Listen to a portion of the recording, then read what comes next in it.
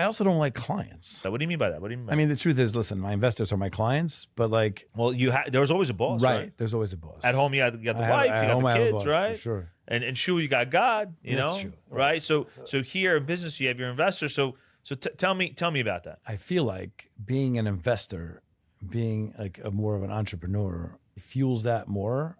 That creativity. For sure, it fuels the creativity.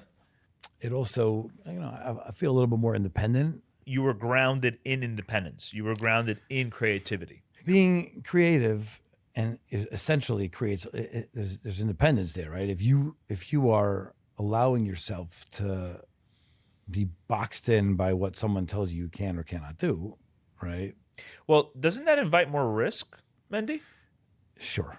Creativity, investors, independence, it does, but risk. How do you traverse that, man? I'm the one that interfaces with with borrowers or the attorneys.